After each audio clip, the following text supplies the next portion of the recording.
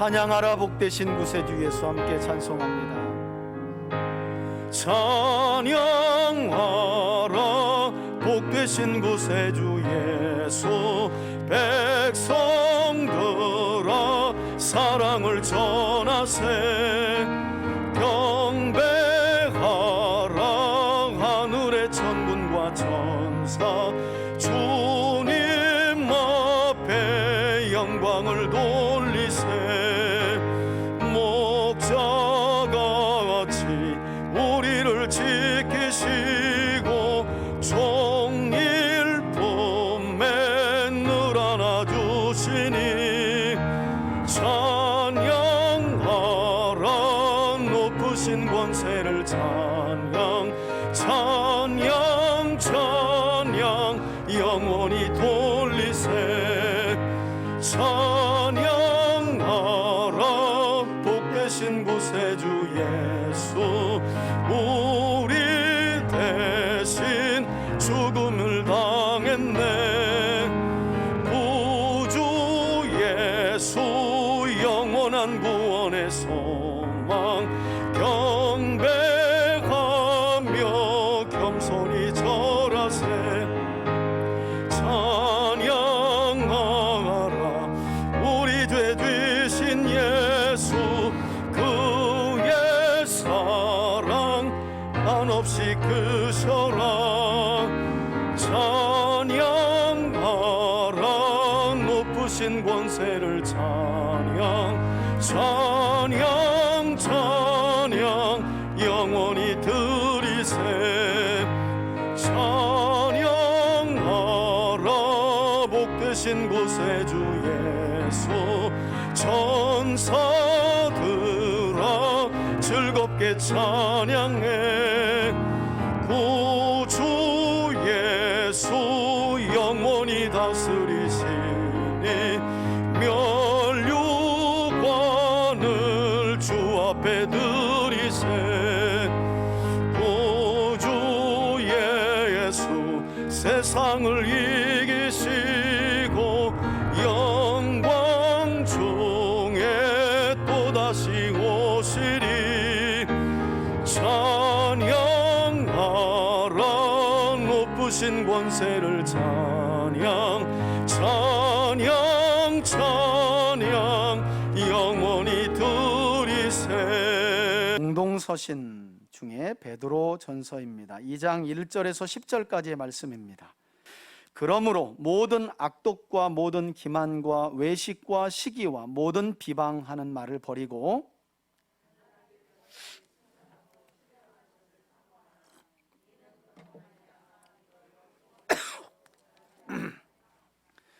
너희가 주의 인자하심을 맛보았으면 그리하라.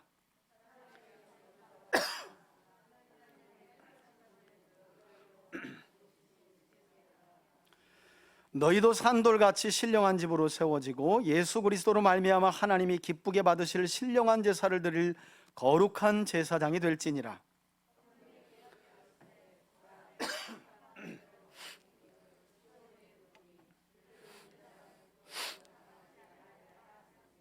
(7절입니다) 그러므로 믿는 너희에게는 보배이나 믿지 아니하는 자에게는 건축자들이 버린 그 돌이 모퉁이의 머릿돌이 되고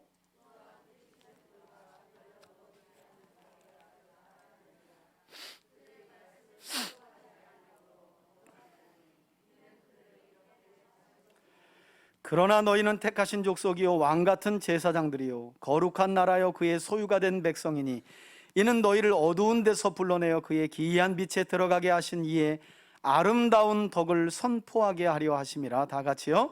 너희가 전에는 백성이 아니더니 이제는 너희 하나님의 백성이요 전에는 긍휼을 얻지 못하더니 이제는 긍휼을 얻은 자니라. 아멘. 할렐루야. 오늘도 함께 나눌 이 베드로전서의 말씀을 통해서 저와 여러분들에게 주시는 하나님의 음성을 마음에 새기고 그 말씀을 붙들고 순종할 때 삶 속에 임재하셔서 역사하시는 하나님을 누리고 경험하며 살아가는 저와 여러분들이 되길 주의 이름으로 축원해 드립니다. 여러분, 오늘 우리가 함께 나눌 말씀은 베드로전서입니다. 베드로전서는 히브리서, 그리고 우리가 벌써 앞주에 살펴보았죠. 야고보서와 함께 신약 성경 안에서 공동서신 또는 일반 서신으로 분류되어 있는 하나님의 말씀입니다. 베드로전서가 뭡니까? 라고 물어보면 대답 못해도 오늘 본문 안에 속한 베드로전서 2장 9절 말씀은 제자훈련이라든지 경건도서를 읽어본 분들이라면 한두 번씩은 꼭 읽었던 그런 본문이 아닌가 하는 생각이 들어요. 그만큼 아주 유명한 구절인데요. 여러분, 어떤 분들은 지금 우리가 근래에 들어서 함께 나누고 있는 이 공동서신을 이 공동서신이 바울서신 이 뒤쪽에 붙어 있기 때문에, 바울서신 13편이 기록된 이후에 공동서신이 히브리서부터 이렇게 붙여 있기 때문에 공동서신에 속하는 말씀들이 바울 서신들보다 그 권위가 떨어진다거나 또는 덜할 것이라고 생각하는 분들이 종종 계시다는 거예요. 그래서 복음서 열심히 읽어요. 사도행전은 재밌잖아요. 바울 서신은 또 중요하다고 하는데 그러니까 읽죠. 요한계시록은 조금 관심 있다, 뭔 이야기 하는지 몰라서 덮어놓기도 하고. 그런데 사실 신약 성경 안에서 잘 안 읽혀지는 성경의 분류가 있다면 바로 일반 서신이고 공동서신이라고 말할 수 있어요. 그런데 우리가 여러분 기억할 필요가 있습니다. 뭘 기억해야 하냐면, 정황상 우리 앞주에 살펴봤죠. 여러분, 야고보서를 기록한 야고보 사도 같은 경우에는 초대 교회 안에서 지금으로 비유한다면 여러분 기독교회 안에 총회장 같은 사람이에요. 그러니까 상당히 권위 있죠. 그래서 야고보서 1장을 보면 모든 흩어진 이스라엘의 12지파에게, 그러니까 교회들아 다 들으라는 거예요. 그 정도로 권위가 있고요. 오늘 우리가 함께 이제 살펴볼 베드로 전후서도, 그리고 그 이후에 기록된 요한 1, 2, 3서를 기록한 사도 요한조차도 여러분 상당히 권위가 있는 초대교회 안에서 그런 사도였습니다. 심지어는 얼마나 이 야고보라든지 이제 오늘 우리가 함께 살펴볼 베드로, 그리고 이후에 공동서신의 기자인 사도 요한이 권위가 있었던 사람들이었냐면, 사도 바울 같은 경우에는 갈라디아서 안에서 이 야고보, 베드로, 그리고 사도 요한을 가리켜 뭐라고 하냐면, 한번 따라합시다. 교회의 기둥들. 여러분, 이렇게 최고의 권위를 인정했던 사람들이 기자가 되어 성령의 감동으로 기록한 성경이 우리가 앞주에 살펴봤던 히브리서고 야고보서고 오늘 베드로 전서라는 거예요. 그런 점에서 공동서신이 사도 바울 서신들보다 열등하다 또는 중요하지 않다라고 하는 것은 우리들의 잘못된 선입견이라는 거예요. 그 정도로 비중이나 중요성에 있어서 이루 말할 수 없는 성경이 바로 공동서신이다라고 말할 수 있다는 거예요. 자, 이처럼 그 비중과 중요성에 있어서 너무 중요한 공동서신 중에 오늘은 초대교회 당시 사도 야고보 다음으로 권위가 있었던, 사실 우리는 목사님 베드로가 수제자 아닙니까? 라고 생각할 수 있는데, 여러분 복음서 안에서는 물론 이제 베드로가 수제자로 기록되어 있지만 사도행전으로 넘어가다 보면 초대교회의 권위의 흐름이 있어요. 왜 야고보가 사도 베드로보다 더 높은 권위를 가졌냐면, 야고보는 예수님의 친동생이었고요, 유대교에서 워낙 존경받는 인물이기도 하였습니다. 그러다 보니까 예수님의 직계 제자였던 베드로보다 사도행전으로 넘어가 보면, 특별히 사도행전 15장을 여러분 보셨죠? 거기에 보면 이방인들의 구원 문제를 가지고 예루살렘 총회가 일어나는데, 이 예루살렘 총회에서 이방인들의 구원 문제를 누가 정리하냐면 놀랍게도 베드로가 아니라 사도 야고보가 정리하고 있는 것을 보게 되죠. 그런 사도 야고보 다음으로 권위를 가졌던 사람이 오늘 이제 우리가 함께 살펴볼 베드로 전서의 기자가 되는 사도 베드로인데요, 베드로가 베드로전서 1장을 보면 그 대상을 이렇게 밝힙니다. 흩어진 나그네들. 이것은 좀 의미의 해석이 필요한데요, 여러분 베드로전서, 야고보서도 마찬가지지만 야고보서 또는 히브리서, 베드로 전후서가 쓰여질 당시 초대교회는 그냥 그리스도인이라 하면 고난은 항상 삶 속에 짊어지어야 할 짐인 거예요. 어쩌다가 당하는 고난이 아니고요, 예수 믿는다 하면 언제 어떻게, 아니 그냥 늘상 고난이 있었던 시대라는 거예요. 그래서 야고보 사도 다음으로 권위를 가졌던 베드로가 초대교회 성도들을 향해 편지를 쓰는데 고난 중에 흩어진 나그네들 이렇게 부르고 있다는 거예요. 저는 야고보서도 그랬지만 오늘 베드로전서에서 초대교회의 사도들이 성도들을 가리켜 흩어진 나그네들이라고 부르는 이 대목을 저와 여러분들이 꼭 마음에 새기셨으면 좋겠어요. 교회 안에 들어와서 구원받았다 하지만 이 땅이 영원할 것처럼 살아가며 탐욕과 욕심에 사로잡혀 살아가는 사람들이 얼마나 많은지 몰라요. 입으로는 하나님을 고백한다고 하지만 마음속에는 본인이 이루고자 하는 소원이 하나님 소원보다 더 큰 사람들도 교회 안에 너무나 많다는 거예요. 그러나 초대교회에 권위 있는 사도들은 구원받은 교회 공동체 성도들을 가리켜 흩어진 나그네들이라 불렀다는 거예요. 그런 점에서 저는 오늘 베드로전서의 말씀을 저와 여러분들이 대하기 전에 우리의 신분과 정체성이 이 땅에서는 어떤 신분이라고요? 흩어진 나그네. 그래서 그렇구나, 다시 한번 하나님의 말씀을 듣기 전에 나는 이 땅을 잠시 지나가는 하나님께서 나에게 영원한 천국을 약속하시고 약속받은 나그네지라는 사실을 기억하시면서 오늘 말씀을 대하셨으면 좋겠어요. 자, 특히 그 중에서도 오늘 본문인 베드로전서 2장을 보게 되면 여러분 성경을 보면 그러므로라고 오늘 본문 2장이 시작되고 있죠. 그러므로라고 하는 접속사는요, 앞에서 설명한 내용을 받고 있는 거예요. 그러면 2장 1절 전에, 그러니까 1장 후반절에 사도 베드로는 고난 중에 흩어져 믿음을 지켜가며 살아가고 있는 교회와 성도들에게 어떤 이야기를 했었냐면 이런 이야기를 했어요.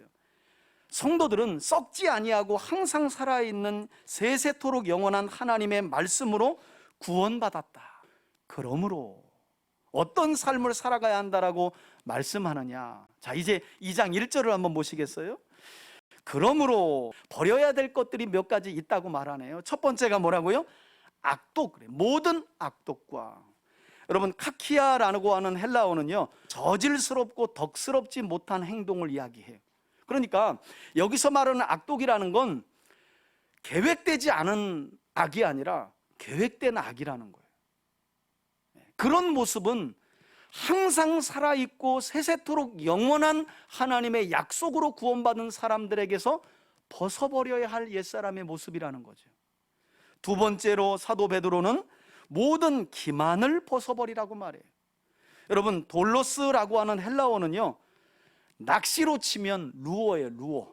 루어라는 게 뭐냐면 이 낚시 바늘에다가요, 큰 물고기를 잡으려고 가상 미끼 있죠. 오징어나 이런 것들은 비싸잖아요. 그러니까 플라스틱으로 된 고무처럼 생긴 이렇게 조그만 미끼를 다는 거예요. 그것으로 이제 물고기들을 유인해 가지고 잡는, 이것을 이제 루어라고 하는데, 기만이라는 것은 자기 이익을 위해 상대방을 속이는 행위를 말한다는 거예요. 그런가 하면 외식도 벗어버려야 한다고 사도 베드로가 이야기합니다. 여러분, 휘포크리시스라는 이 외식이라는 말은 겉과 속이 다른 이중적인 위선을 말해요. 이중적인 위선. 사실 예수님도 바리새인들의 가르침은 귀담아 잘 들어라, 그러나 그들의 행위는 본받지 말아라. 왜 그랬다고요? 이 위선 때문에 그랬죠. 이 외식 때문에 그랬죠. 그래서 심지어 예수님은 이 외식하는 서기관과 바리새인들을 향해 뭐라고요? 독사의 새끼들아, 이렇게까지 예수님이 아주 강력한 경고의 말씀을 던지기도 하셨어요. 자, 그런가 하면 사도 베드로는 푸소노스라고 불리는 시기도 버려야 한다. 여러분, 시기라는 말을 제가 어떤 책에서 보니까 이렇게 정의했더라고요. 시기란 질투로 인해 생각과 감정이 병든 상태다. 이게 중요한 거예요. 여러분, 질투는 인간 안에 있는 본성적인 거예요. 감정이에요. 질투가 없는 사람이 어디 있어요? 심지어는 우리 하나님도 어떤 하나님? 출애굽기에 보니까 질투하시는 여호와라고 하나님 자신을 소개해요. 그러니까 질투라는 것 자체가 나쁜 게 아닌데, 문제는 이 질투가 극에 달해서 생각과 감정이 병든 상태, 이것을 시기라고 말한다는 거예요. 이 시기라는 옛사람의 옷을 항상 살아있고 썩지 아니할 하나님의 말씀으로 구원받은 성도는 어떻게 벗어버리라고 베드로는 이야기해요. 뿐만 아니라 사도 베드로는 변치 않은 하나님의 말씀으로 구원받은 성도들은 모든 비방, 가장 사실은 우리 안에서 우리 입술을 지키기가 어려운 게 이거잖아요. 비방하는 거, 남을 쉽게 헐뜯는 것, 이와 같은 모습이야말로 옛사람의 가장 특징적인 모습임을 말해주면서 항상 살아있고 썩지 아니할 하나님의 약속의 말씀으로 구원받은 사람들이 벗어버려야 할 옛사람의 모습이다, 이렇게 우리에게 설명하고 있다는 거예요. 여러분, 이뿐만 아니라 사도 바울도요, 베드로만 이런 권면을 하는 것이 아니라 사도 베드로도 갈라디아서 5장 19절 21절을 보면 구원받은 하나님의 사람들, 특별히 예수 그리스도를 믿어 성령이 내주하시는 하나님의 사람들은 어떤 옛사람의 모습을 버려야 한다고 갈라디아서에서 우리에게 말씀하고 있느냐, 우리 앞에 보시고 한번 읽어볼까요? 19절부터 21절까지입니다. 시작. 육체의 일은 분명하니 곧 음행과 더러운 것과 호색과 우상숭배와 주술과 원수 맺는 것과 분쟁과 시기와 분냄과 당짓는 것과 분열함과 이단과 투기와 술취함과 방탕함과 또 그와 같은 것들이라. 전에 너희에게 경계한 것 같이 경계하노니 이런 일을 하는 자들은 하나님 나라의 유업을 어떻게 해요? 받지 못할 것이라. 이런 모습은 항상 살아있고 썩지 아니할 영원한 하나님의 말씀으로 구원받은 사람들의 모습일 수 없다는 거예요. 벗어버려야 할 옛사람의 모습이라는 거예요. 여러분, 그렇다면 세세토록 영원한 하나님의 말씀으로 구원을 약속받은 성도들이 이처럼 악독과 기만과 외식과 시기, 그리고 비방하는 말과 같은 이런 옛사람의 모습을 버리려면 어떻게 해야 되느냐? 베드로는 2절에서 그 해답을 우리에게 주고 있어요. 2절 한번 보시겠어요? 갓난아기들처럼 구원받은 성도들은 무엇을 사모하라고요? 순전하고 신령한 젖을 사모하라. 여러분, 여기 쓰인 로기코스라는 말은 우리 개역개정에서는 신령한 젖이라고 표현을 해놨어요. 다른 성경 번역에서는요, 말씀의라는 단어로 번역을 해놓기도 했어요. 한마디로 성도들은 영적인 본성에 합당한 신령한 말씀을 사모해야 한다고 지금 베드로 사도는 강조하고 있는 거예요. 여러분, 하나님의 말씀이 마치 갓난아이가 엄마 품에 잠겨서 그 엄마 젖을 쪽쪽 빨아먹듯이 빨아먹어야 될 사람들이 거듭난 하나님의 사람임을, 그래야만 옛사람의 모습을 벗어버릴 수 있다라고 베드로 사도는 우리에게 강조한다는 거예요. 여러분, 태어난 아이가 제일 위험할 때가 언제예요? 글을 몰라 위험한가요? 갓 태어난 아이가 못 건다고 위험해요? 제일 위험한 건 엄마 젖을 안 빨 때예요. 그러면 뭔가 아픈 거예요. 늘 더 못 먹어서 찡얼대며 우는 아이가 안 먹으면 아픈 거예요. 여러분, 구원받은 하나님의 사람들은 신령한 젖인 하나님의 말씀을 영적인 본성으로 갈급해지게 돼 있어요. 여러분, 어떠세요? 한 주간 살아가면서 정말 마치 신생아가 엄마 젖을 사모하고 그걸 안 준다고 찡얼찡얼대면서 아주 그냥 소리치며 울듯이 그렇게 하나님 말씀에 대한 사모함이 여러분들 안에 있습니까? 여러분, 그렇다면 여러분들은 건강한 지금 구원을 이루어가고 계신 거예요. 그런데 만일 그렇지 않다면 지금 심각하게 여러분들은 병들어 있다는 것을 기억해야 돼요. 신생아에게 가장 위기는 엄마 젖을 안 먹는 거예요. 태어난 애가 안 먹으면 죽는 거거든요. 이건 사도 베드로가 그와 같이 항상 살아있고 썩지 아니할 하나님의 말씀으로 구원받은 성도들, 그래서 옛사람의 모습을 버려야 할 성도들은 그렇기 때문에 신령한 젖을 늘 사모하고 먹어야 된다고 말해요. 왜냐? 이는 그로 말미암아, 새번역 성경에 따르면 이는 그것을 먹고 자라서, 아예 이렇게 번역을 해놨어요. 그것을 먹고 자라서, 이렇게 하나님의 신령한 말씀의 젖을 먹고 자라면 무엇에 이른다고요? 너희로 하여금 어디에? 구원에 이르도록 자라게 한다는 거예요. 즉, 옛사람의 모습을 벗어버리고 거듭난 새 사람의 성숙한 삶을 하나님의 신령한 말씀의 젖을 먹어감으로 살아갈 수 있기 때문에.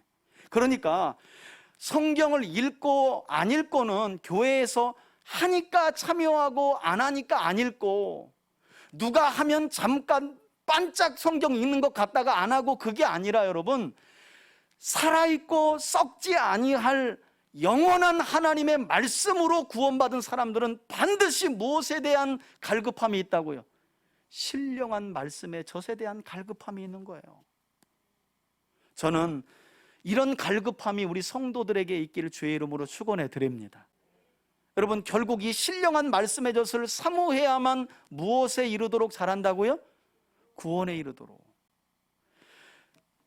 여러분, 그런데 사도 베드로가 여기에서 언급하고 있는 신령한 말씀의 젖은 그 당시로 보자면, 베드로가 지금 기록하고 있는 말씀의 당시로 보자면 구약 성경이라는 사실 아세요? 다시 말하면 지금 베드로는 이때는 구약 성경이 정경으로 확정되지도 않았을 때예요. 그렇지만 우리가 생각해 본다면 여기서 베드로가 말씀하고 있는 신령한 젖은 구약 39권이라니까요.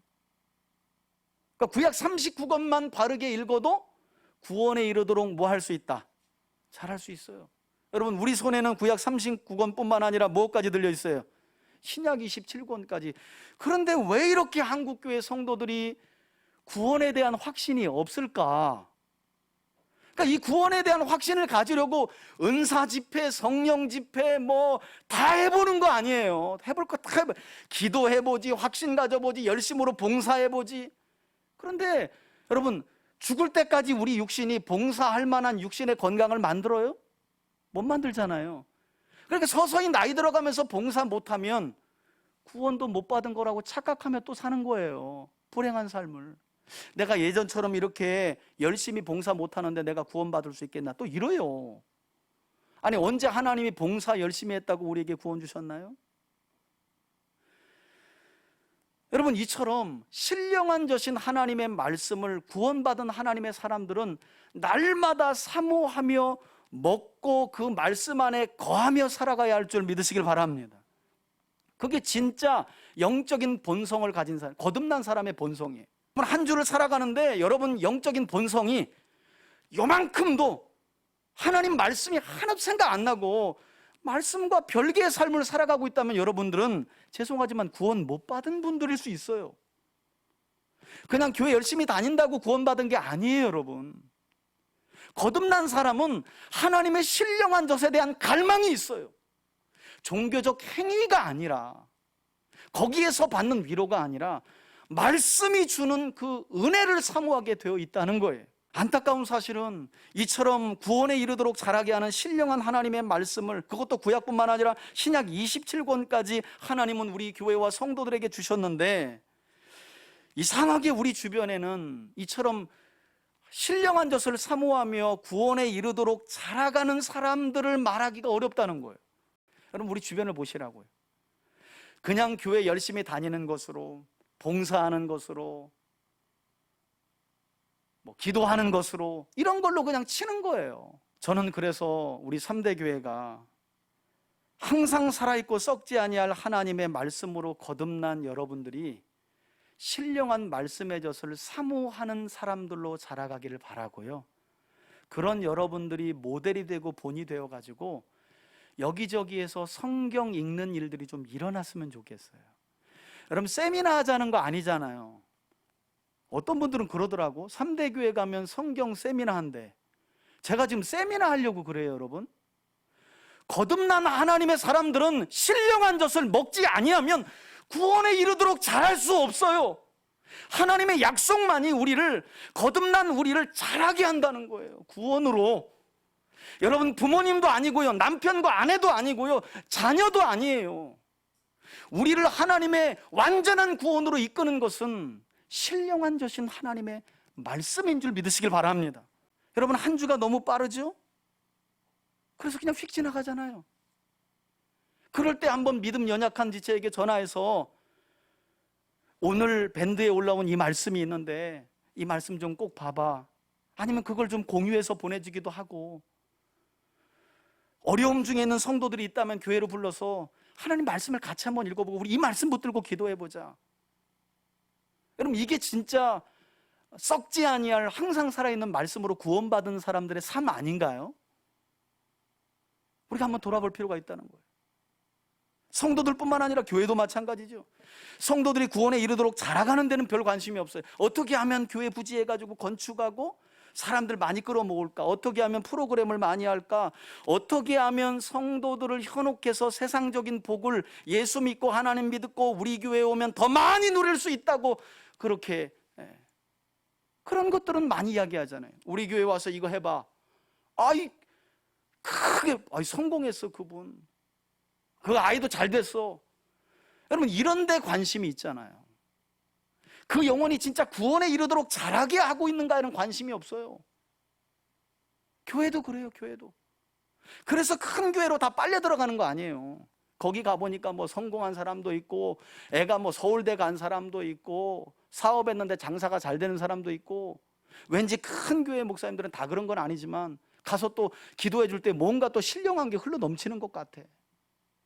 구원에 이르도록 잘하는 것과는 아무런 상관없는 삶을 스스로 신앙생활이다 생각하고 하시는 분들이 너무 많다는 거예요. 그래서 우리가 앞서 살펴봤던 히브리서 기자는, 여러분 히브리서에서, 히브리서 특별히 6장에서 오히려 히브리서 기자는 뭐라고 하냐면, 아니 언제까지 이 신령한 젖만 또 먹고 있을래 이래요. 또 아니 신령한 젖, 여러분 아니 아이가 이유식 먹을 때가 되는데도 젖주면 그 큰일이잖아요. 애가 이빨이 나와가지고 주지도 못하더라고. 저도 보니까 우리 사모님이 자꾸 물어 그러니까 막 짜증나는 거예요. 그때는 젖이 아니라 뭘 먹이는 거예요? 이유식을 먹여야 될 때가 되잖아요. 히브리서 기자는 또 한층 더 나아가서 그렇게 설명해요. 신령한 젖을 먹고 구원에 이르도록 자라가야 되는데 언제까지 신령한 젖만 먹겠느냐 하면서 이제는 그 도의 초보를 버리고 남을 가르치는 자로 살아가야 되지 않겠느냐라고 초대교회 성도들을 향해, 그것도 고난 중에 있는 성도들을 향해 도전을 줘요. 언제까지 그냥 신령한 젖만 나 혼자 먹고 좋다 좋다 그러고 있냐는 거예요. 믿음 연약한 사람들도 붙들어주고, 나도 힘들고 어려울 때 이 말씀을 붙들고 기도했는데 하나님이 도우셨어. 나도 힘들고 어려워서 예배조차도 나가기 싫었는데 하나님 말씀이 있는 예배자로는 나가서 아멘하고 그 말씀을 붙들었더니 하나님이 나를 건져주셨어. 구원해 주셨어. 이렇게 남을 가르치고 붙들어주는 데까지 나아가야 되지 않겠느냐.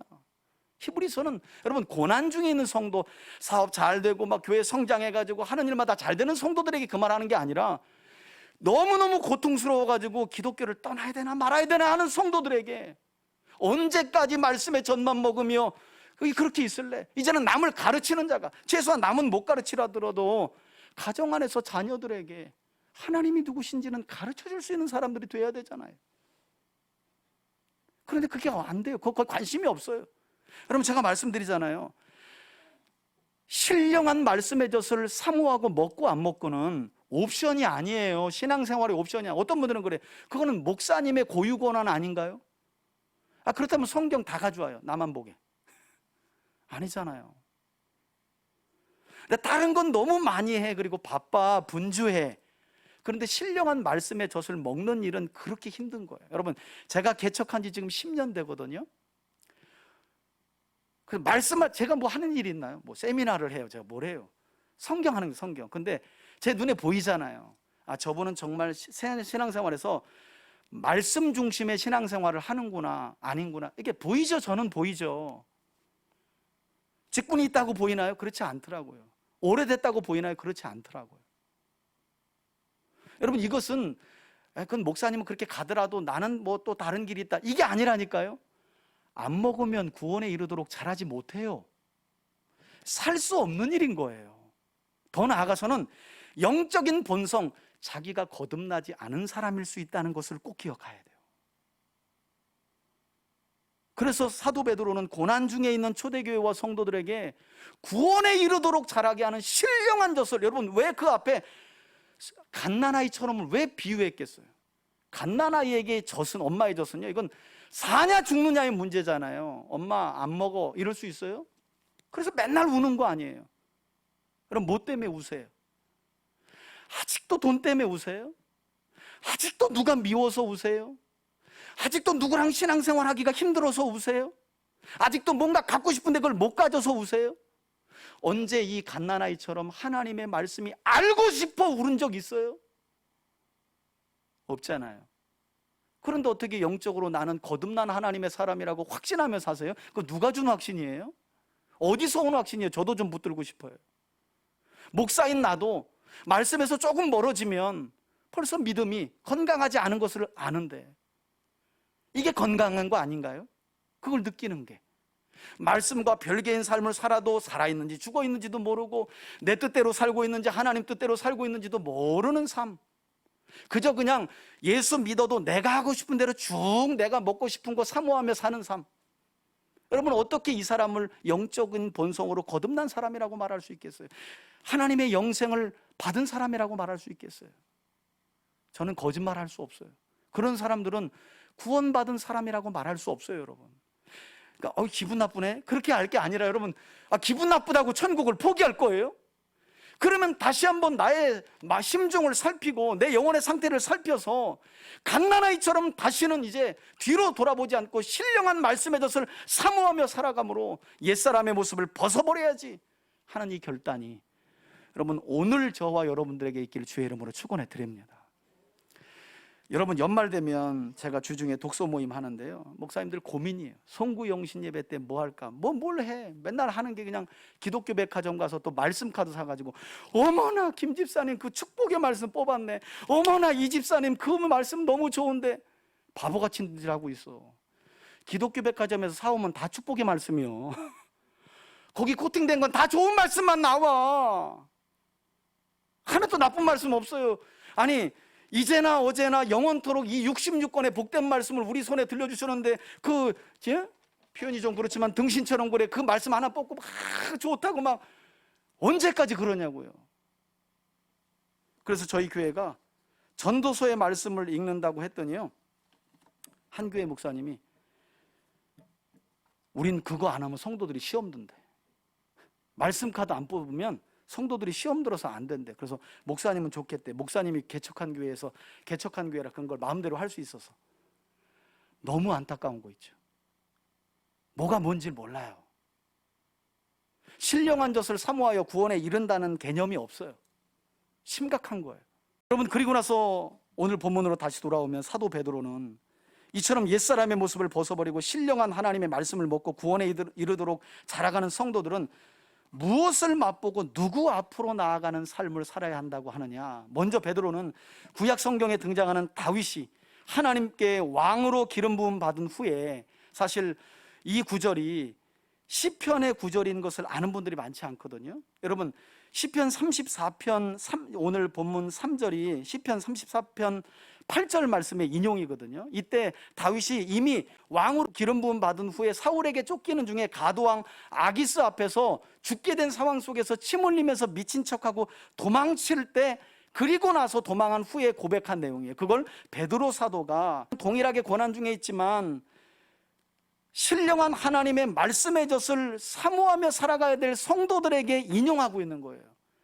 다윗도 기름 부음, 왕으로 기름 부음 받았지만 사울에게 쫓기면서 그렇게 힘든 고난의 시간을 겪지 않았느냐. 그런데 다윗이 그 고난의 시간을 어떻게 이겨냈느냐. 다윗은 주님의 인자하심을 날마다 맛보았기 때문에 하나님의 약속 안에 거했다는 거예요. 그래서 베드로 사도가 그 말씀을 인용하면서 뭐라 그래요? 너희가 주의 인자하심을 맛보았으면 너희도 어떻게 해요? 그렇게 하라 라고 권면하고 있는 거예요. 여러분, 고난 중에 누군가의 위로 정말 중요하잖아요. 정말 붙들어 줘야 돼요. 함께 기도해야 돼요. 그러나 뭘 붙들고 뭘 가지고 위로할 거예요? 결국 신령한 말씀의 젖 아니에요? 변치 않는 능력의 하나님의 말씀만이 우리 삶의 모든 어려움으로부터 우리를 건져내 주지 않나요? 그러면서 베드로는 하나님께서 이와 같이 신령한 말씀 안에서 하나님의 인자하심을 맛보며 구원에 이르도록 자라가야 할 성도들은 이제 누구 앞으로 나아가는 삶을 살아가야 한다고 말하느냐? 바로 하나님께서 예정하고 선택하신 자들에게 있어서 보배로운 산돌이 되시는 예수님께로 나아가라. 4절 보시겠어요? 사람에게는 버림받았으나 하나님께는 택하심을 입은 보배로운 산돌이신 예수께 나아가. 여러분, 고대 이스라엘 백성들은 건물을 지을 때 기초가 되는 중요한 기초돌이라고 하죠. 그죠? 우리는 그냥 콘크리트를 이렇게 하지만 고대 이스라엘 백성들은 기초돌 되는 이 머릿돌을 놓고 그 위에 다른 돌을 쌓아가며 건물을 지어갔다고 그래요.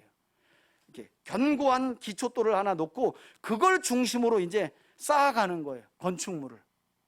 그런데 충격적이게도 지금 베드로는 어떤 이야기를 하느냐? 이스라엘은 하나님의 집인 성전을 짓는데 가장 중요한 머릿돌인 예수님을 쓸모없게 여기면서 내어 버렸다는 거예요. 이스라엘은. 이거 이사야가 예언했던 말씀인데, 그 당시 본문을 보면 유대 지도자들이 그렇게 했다는 거예요. 하지만 하나님께서는 이처럼 사람들에게 버림받은 머릿돌 대신 예수님을 택하셔서 하나님의 집의 성전에 가장 보배로운 돌이 되게 하셨다는 거예요. 사람들은 구원자이신 예수님을 하나님으로도 알아보지 못할 뿐만 아니라 쓸모없는 돌처럼 여겨서 버렸는데, 그 버려진 돌을 하나님은 하나님의 성전의 기초돌이, 하나님 나라의 기초돌이 되게 하셨다는 거죠. 그러므로 베드로는 5절에서 이렇게 얘기합니다. 너희도, 그러니까 하나님의 예정하심을 입어 선택받은 성도들도 누구처럼요? 산돌이신 예수님과 같이 무엇으로 지어지고요? 신령한 집 곧 하나님의 성전으로 지워지고. 여러분, 세워진 머릿돌이 하나님의 성전의 기초돌이라면 당연히 그 위에 놓여진 다른 돌들은 두말할 것 없이 뭘로 지어져 가는 거예요? 성전 아닌가요? 여러분, 저와 여러분들이 하나님의 집이고 성전인 성전의 기초돌 되시는 예수님 위에 지금 쌓여져 가는 또 다른 돌들이라니까요. 그러면 성전의 기초돌 되신 예수님 위에 쌓여져 가는 우리는 결국 뭐가 되는 거예요? 성전이 되는 거죠. 그 얘기하고 있는 거예요. 너희도 예수님처럼 하나님의 뭐다? 성전이다, 이야기를 하고 있는 거예요. 성전. 여러분, 교회는 많은 분들이 생각하는 것처럼 십자가 달린 건물 자체가 아니라 예수 그리스도를 믿어 구원받은 이 자리에 있는 저와 여러분들이 하나님의 성전이고 교회인 줄 믿으시길 바랍니다. 여러분, 바로 이 구절을 가지고, 이 5절을 가지고요, 만인 제사장론을 외친 거예요. 자, 그리고 계속해서 5절 후반부를 보니까 성도들은 이렇게 성전으로 지어져 갈 뿐만 아니라 사도 베드로는 이렇게 얘기해요. 예수 그리스도로 말미암아 하나님이 기쁘게 받으실 신령한 제사를 드릴 무엇이기도 하다고요? 거룩한 영적 제사장이 될지니라.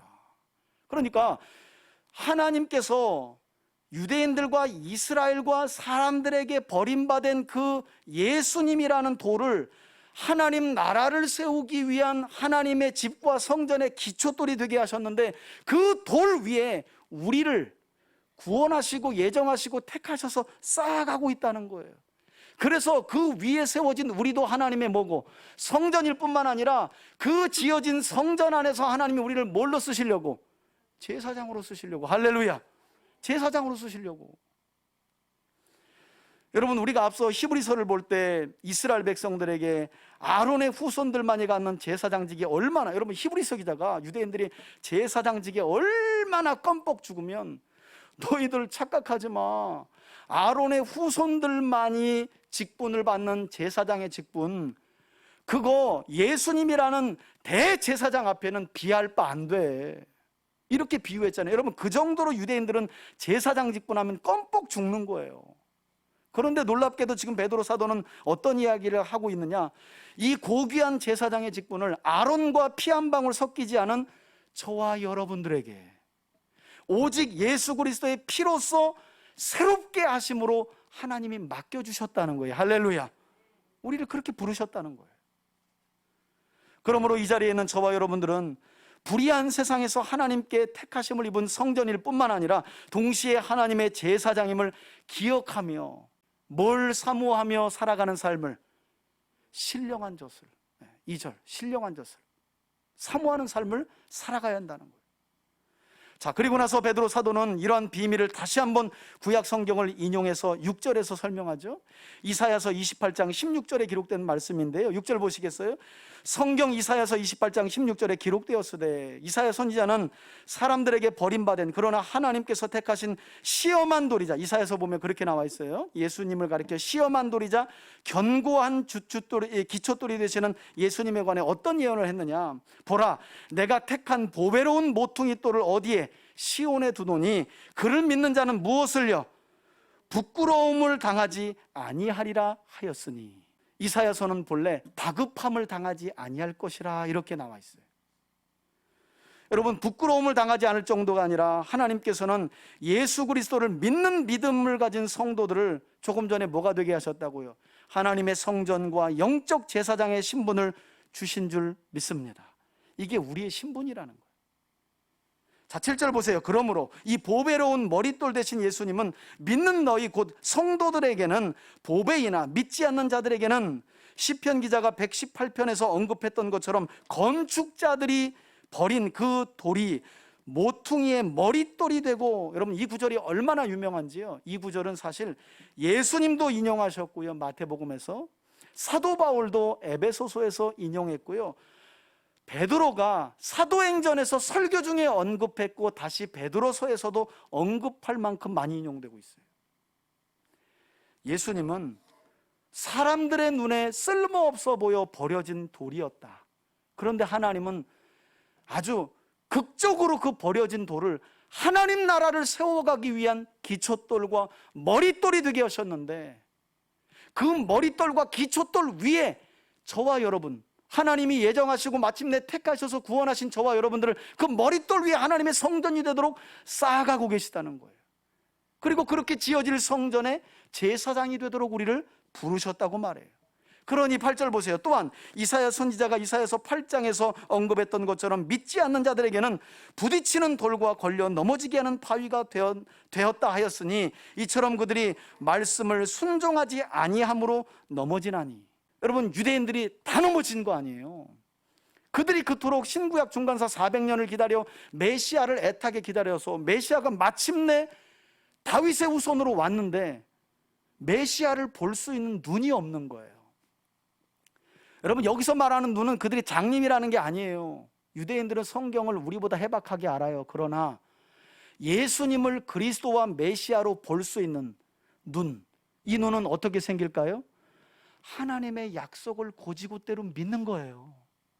그 약속을 고지고대로 믿는 가난한 자, 병든 자, 눈먼 자, 안진뱅이는 다 구원받았어요, 예수님께.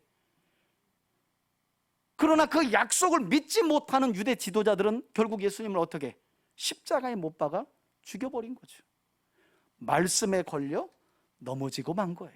여러분, 그런데 이처럼 누군가는 보배로운 산돌이 되신 예수님을 믿어 하나님의 집과 거룩한 제사장이 되는 놀라운 신분을 얻는가 하면, 또 누군가는 보배로운 산돌이 되신 예수님을 믿지 못해, 곧 말씀을 믿지 못해 넘어져 멸망에 이르게 되는데, 저는 사실 우리가 너무나 많이 이 베드로전서를 읽으면서 2장 9절에 꽂혀가지고 이 2장 8절 마지막 부분이 사실은 제가 오늘 본문을 보는데 너무 중요한 거예요. 여러분, 다시 들어보세요. 누군가는 예수님이 쓸모없어 보여 지금도 내어버리고 있어요. 그런데 누군가는 그 버려진 예수님이 구원의 돌이요 산돌이요 영원한 생명의 돌임을 믿고 그 위에 성전으로 지어져 가며 영적인 제사장의 신분을 받는 축복을 누려가는데, 이걸 누가 정했냐는 거예요. 베드로 사도는 이렇게 말해요.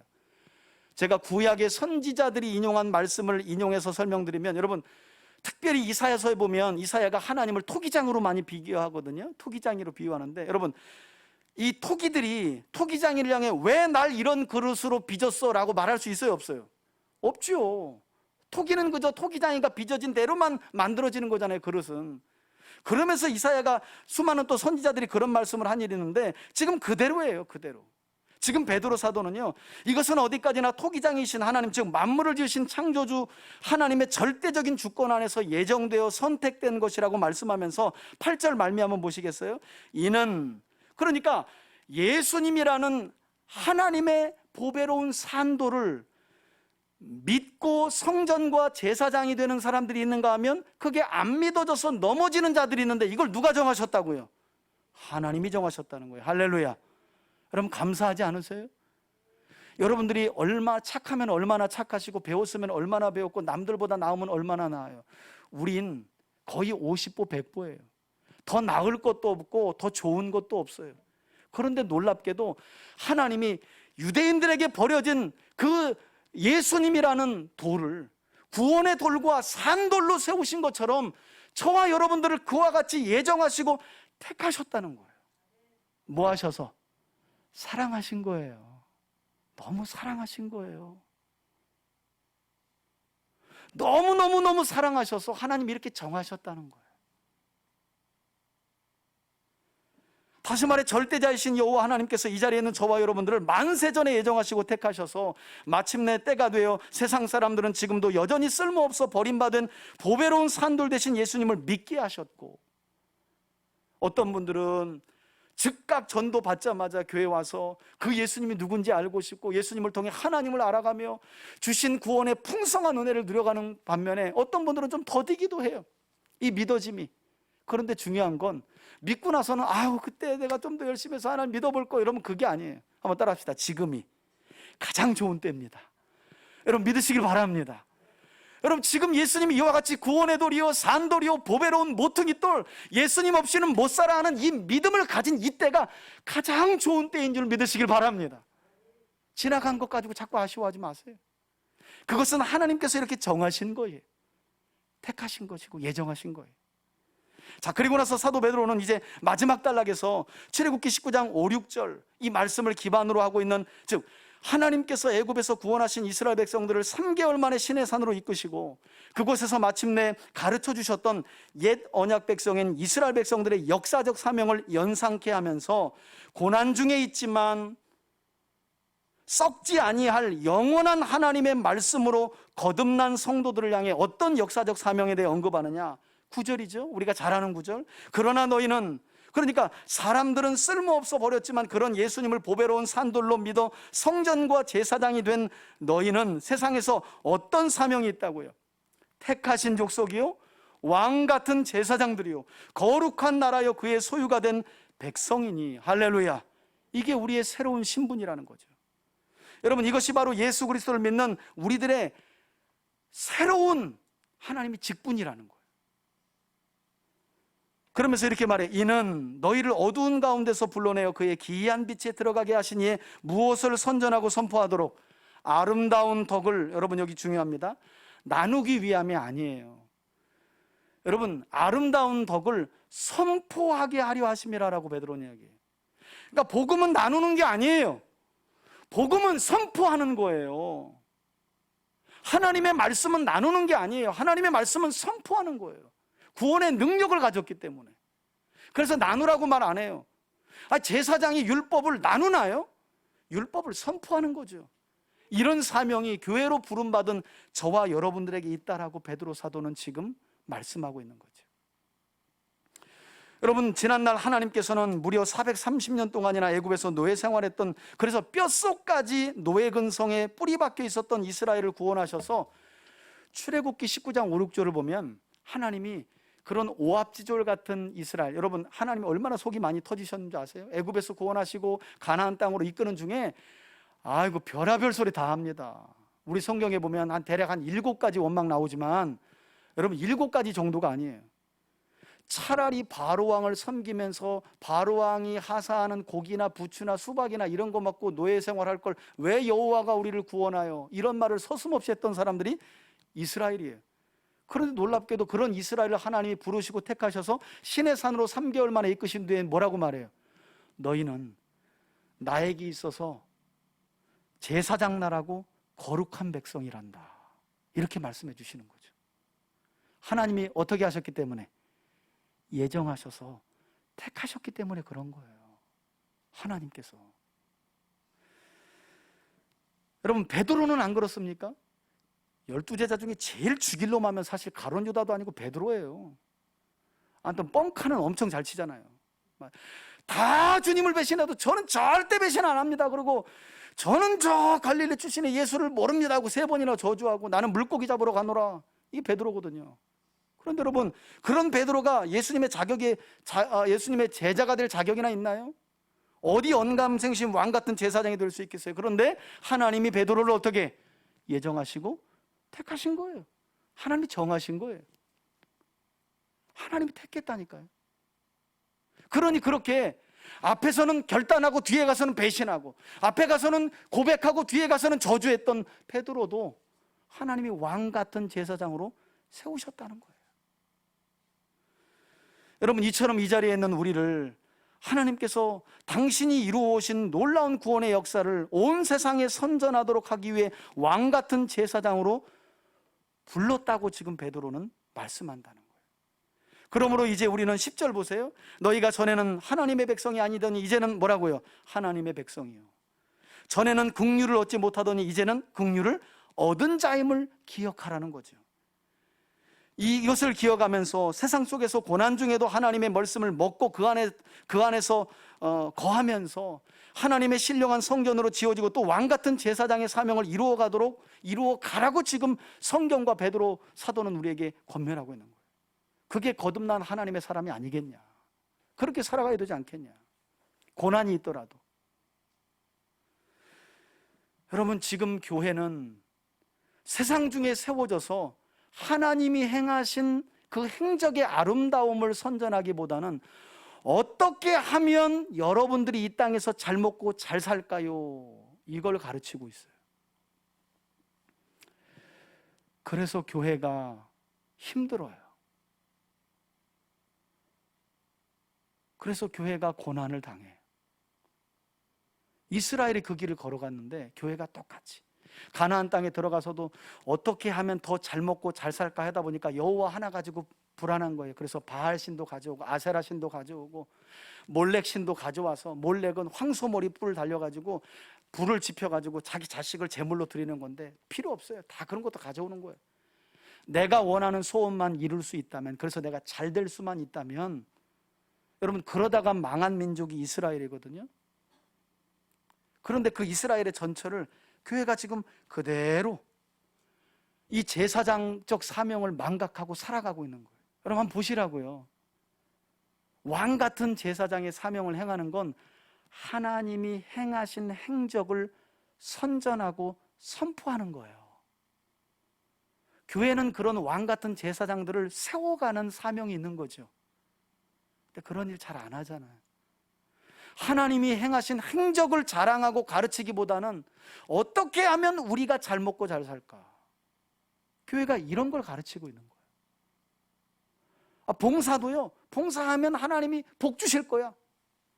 아니, 구원의 은혜가 얼마나 큰데, 이미 받은 구원의 은혜가, 아니, 나 같은 걸 예정하고 택하여 예수를 안 믿어 걸려 넘어지지 않게 하시고 예수 위에 세워서 하나님의 성전이 되게 하시고 왕 같은 제사장의 삶을 살게 하신 그분을 위해서 일하는 게 여러분 힘들어요? 그렇지 않잖아요.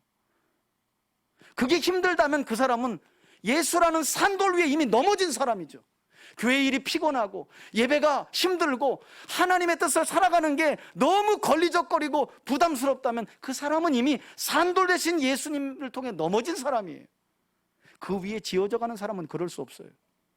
아니, 성전으로 지어져 가고 그 지어진 성전의 제사장인데 어떻게 그럴 수가 있겠어요? 그럴 수 없는 거죠. 여러분, 신비한 일이잖아요. 누군가에게는 소설 같은 이야기, 꾸며낸 거짓말같이 들리고, 그래서 지금도 세상에서 예수라는 이름은 버려진 돌이에요. 니네나 믿어라.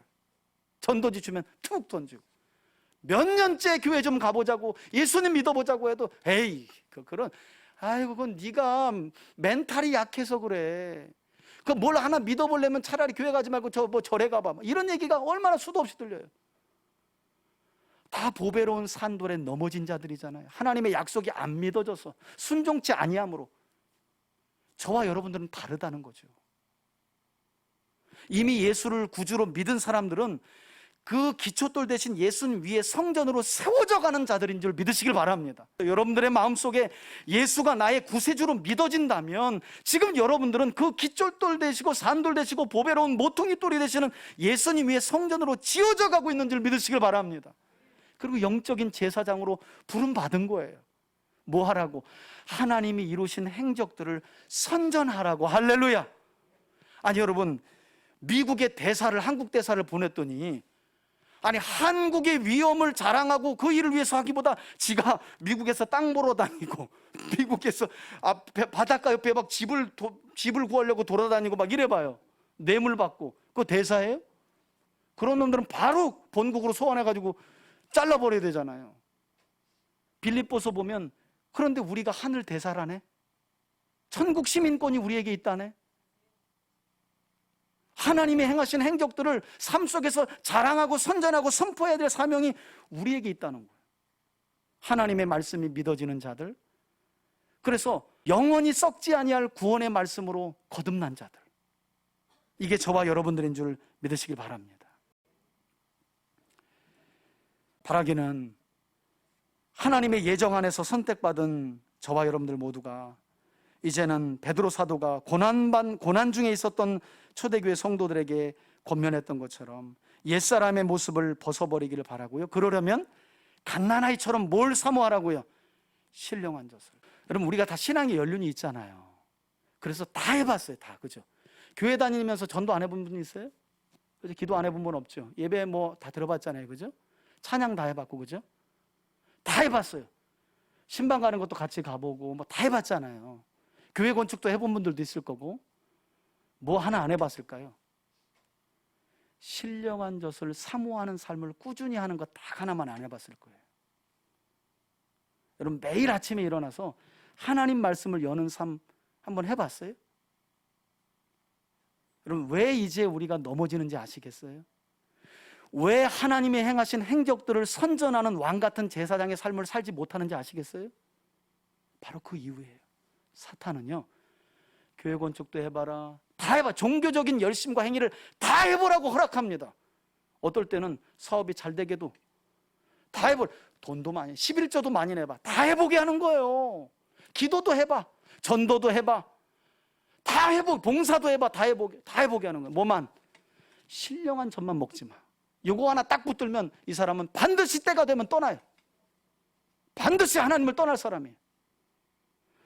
여러분, 사단은 딱 이 전략을 가지고 지금도 교회 안에서 역사하고 있다는 사실을 기억하셔야 돼요. 다 해보셨잖아요. 지금도 유일하게 제일 안 되는 게 뭐예요? 갓난아이처럼 신령한 젖을 먹는 거. 교회가 조금 하면 뭐 했다가 안 하면 또 안 하고. 여러분, 이건 생명과 직결된 거라니까요. 하나님이 행하신 행적을 선전하고 선포하도록 우리가 부름받은 사람들이에요. 저는 그런 점에서 우리 3대 가족들이 다시 한번 우리 영적인 삶을 점검하고 구원받은 하나님의 사람답게 신령한 말씀의 젖을 사모함으로 끊임없이, 옛사람의 옷은 여러분 한 번에 안 벗어집니다.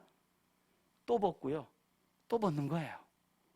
왜냐하면 어느 순간 내가 또 입고 있거든요. 이것이 벗어질 수 있는 길은 유일하게 신령한 말씀의 젖을 먹을 때 벗겨지는 거예요. 할렐루야. 그래서 이런 사람은 어떻게 자라가느냐?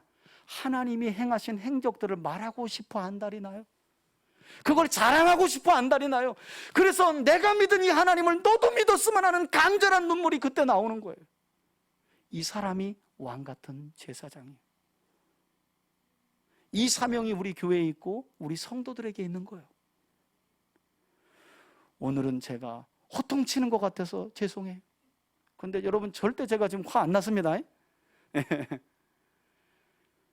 이게 우리 교회의 사명인데, 여러분, 하나님은 저와 여러분들을 예정하시고 택하신 줄 믿습니다. 여러분, 하나님이 이렇게 정하셨어요. 믿으십니까? 우리가 노력으로 여기 와 있는 거 아니에요. 내가 선택해서 여기까지 온 거 아니에요. 앞으로의 길도 내가 선택하는 거 있지만 여러분, 하나님이 그렇게 정하실 거예요. 여러분들을 끊임없이 여러분들의 삶 속에 하나님이 행하신 일들을 보여주실 거고요, 그래서 그 일들을 자랑하도록 하는 제사장의 삶을 살도록 하나님이 그렇게 정하신 대로 이끌어 가실 줄 믿습니다. 그 믿음을 따라 한 주간도 왕같은 제사장으로 살아가는 우리 3대 가족들이 되시길 주의 이름으로 축원해 드립니다. 이제는 우리 주 예수 그리스도의 은혜와 하나님 아버지의 사랑과 성령의 교통하심이 거듭난 하나님의 사람으로 이제는 매일의 삶 속에 신령한 말씀의 젖을 먹고 구원에 이르도록 자라가며 하나님의 아름다우신 구원의 역사를 선전하고 세상을 향해 선포하는 삶을 살기로 결단하며 나아가는 우리 사랑하는 성도들 머리머리 위에, 저들의 가정과 특별히 자녀들 위에, 경영하는 사업과 직장 위에 이제로부터 영원토록 함께 계실지어다. 아멘.